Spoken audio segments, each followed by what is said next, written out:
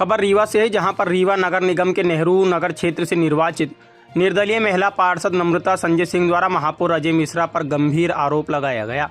उन्होंने कहा कि महापौर लगातार अपशब्दों का प्रयोग करते हुए एक महिला पार्षद की बेइज्जती की एवं मुझे सदन से निलंबित कराया गया। निर्दलीय पार्षद नम्रता संजय सिंह द्वारा आगे कहा गया कि मैं महापौर द्वारा बोले गए अपशब्दों को सुनकर डरी नहीं और ना ही शांत हुई, बल्कि मेरे द्वारा भी महापौर अजय मिश्रा को उन्हीं की भाषा में उनके सामने जवाब दिया गया और मैंने भी कहा कि मैं भी तुम्हारा खानदान नष्ट कर दूंगी। निर्दलीय पार्षद ने और क्या कुछ कहा, देखिए हमारे रीवा संवाददाता इजराइल खान की रिपोर्ट। ऐसा क्या हुआ परिषद में? परिषद में ऐसा इतना हंगामे वाली बात नहीं थी। एक वार्ड के पार्षद ने ऐसे वार्ड के विकास के मुद्दे को लेकर चर्चा किया कि वार्ड की नाली और रोड में गुणवत्ता विहीन कार्य होता है तो ठेकेदारों के ऊपर कार्रवाई नहीं होती है। तो हमने उसी मुद्दे पे उठ के कहा कि हाँ, ये बात तो सत्य है। मैंने लेटर के माध्यम से और सदन के माध्यम से आप लोगों तक हमेशा पहुँचाई। इससे हमारे ऊपर हमला भी हो चुका है। पूर्व महापौर और वर्तमान महापौर ने मेरे ऊपर हमला करवाया।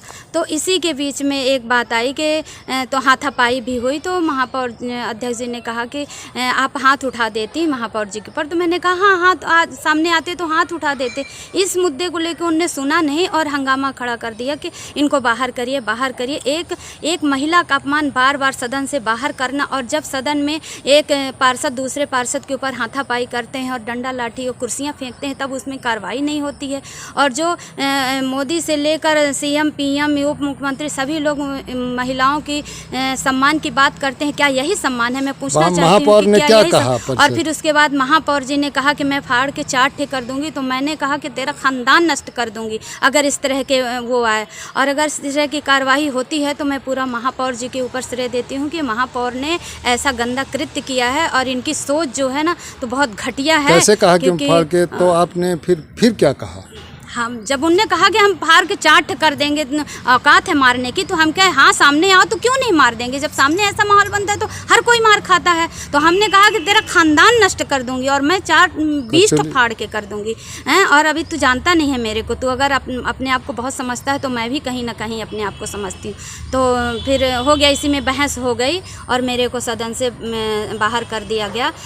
और हर बार ऐसे करते हैं तो क्या ये सही है? ये बिल्कुल सही नहीं है। और मैं तो जनता के लिए बात करती हूँ, हम अपने लिए अपने मुद्दे के लिए थोड़ी ना बात करते हैं। तो जनता की बात है और जनता का सदन किस लिए लगती है? जनता की बात को ही रखने के लिए लगती है।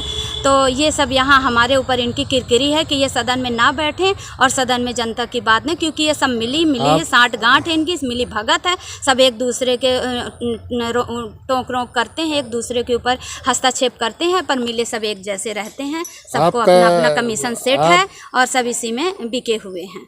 धन्यवाद।